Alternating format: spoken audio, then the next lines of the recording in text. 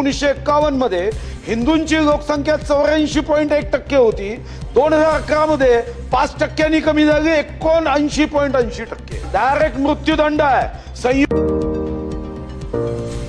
माननीय मंत्री महोदयांकडून माझे 3 स्पेसिफिक प्रश्न आहेत की याचं बांधकाम कसं होतं. तर विदेशातून पैसा येतो. मागच्या वर्षी अध्यक्ष महाराज साधारणतः 1515 संस्थांना विदेशातून पैसा आला. म्हणून माझा पहिला प्रश्न आहे मंत्री महोदय की विदेशातून महाराष्ट्रातल्या या धर्मांतरण करण्याच्या प्रोत्साहनासाठी जो पैसा येतो या अधिवेशन संपेपर्यंत तुम्ही पटलावर माहिती देणार आहात का. दुसरा प्रश्न अध्यक्ष महाराज, ही जबाबदारी गृह विभागाला दिली असल्याने पोलीस विभागामध्ये कामाचा ताण असतो.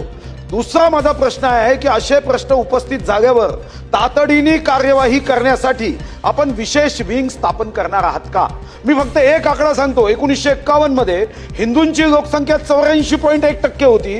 2011 मध्ये 5% कमी झाली, 79.80%.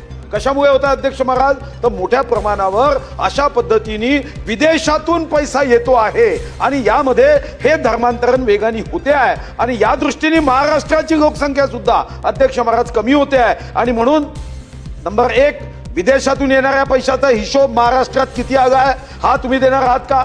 तक्रारीची गंभीर दखल घेण्यासाठी एक विंग आवश्यक आहे, ती आवश्यक विंग करणार आहात का. आणि तिसरा मुद्दा, या संदर्भात अनेक राज्यांनी कायदे केले आहे, जगात कायदे आहे. म्हणजे मी आता माहिती घेतली, पाकिस्तानामध्ये तर अनुच्छेद 20 नुसार ईशनिंदा आणि धर्मत्याग डायरेक्ट मृत्यूदंड आहे.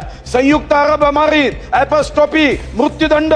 इराण संविधानातील कलम 167 मृत्यूदंड. मी मृत्यूदंड द्या म्हणणार नाही, पण अध्यक्ष महाराज याला काही नियंत्रण करण्यासाठी योजनाबद्ध रीतीने आपण काही करणार आहोत का की अशा पद्धतीने सहज आपण करावं. कारण शेवटचं महात्मा गांधींचं हे अतिशय उत्तम वाक्य आहे, सक्तीने किंवा आमिषाने होणाऱ्या धर्मांतरास माझा तीव्र विरोध आहे. गांधीजी नेहमी सांगत असत की एखाद्या व्यक्तीने दुसरा धर्म स्वीकारण्याऐवजी आपल्या स्वतःच्या धर्मातच अधिक चांगला व्यक्ती बनण्याचा प्रयत्न करावा. म्हणजे प्रत्येक धर्म हा चांगला आहे. प्रेम, अहिंसा, शांतता ह्या धर्माचे जे मूळ तत्व आहे. महात्मा गांधींनी सांगितलं की तुम्ही तुमच्याच धर्मात राहा, उत्तम व्यक्ती बना. माझा माननीय मंत्री महोदयांना प्रश्न आहे की तुम्ही या संदर्भात एक स्पेशल टास्क समिती, कायदा व इतर गोष्टींबद्दल करणार आहात का आणि विदेशी पैशा संदर्भात पटलावर माहिती देणार आहात का. माननीय अध्यक्ष महोदय, तिन्ही विषय हे जरा प्रचंड या ठिकाणी चौकशी करून करण्याची आहे. तर विदेशातून येणाऱ्या जो पैसा आहे धर्मांतराकरता तो किती येतो आहे, कुठनं येतो आहे, ते सोर्सेस काय आहे. त्यानंतर ह्या ज्या तक्रारी येतात त्या तक्रारीवर विशेष विंग असली पाहिजे.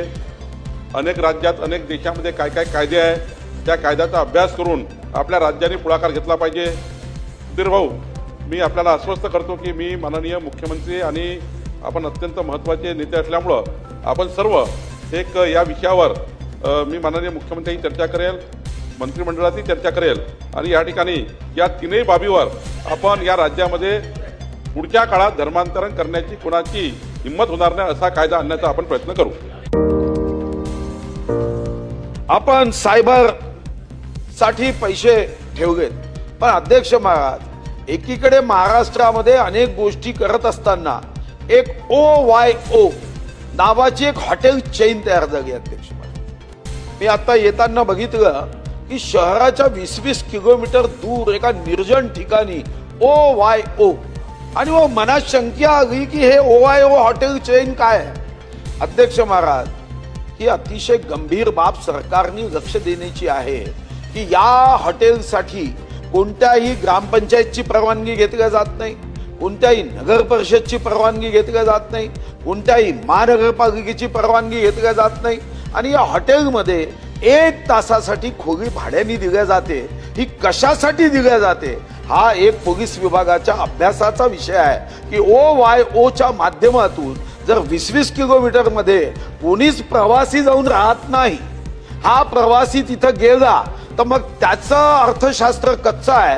कारण जाण्या येण्याच्या टॅक्सीला इतका खर्च येतो, त्यापेक्षा शहरातल्या एखाद्या हॉटेलमध्ये राहणं हे जास्त परवडतं. पण OYO मध्ये जेव्हा जातो तेव्हा खरं तर संस्कृती रक्षकाचं सरकार आहे.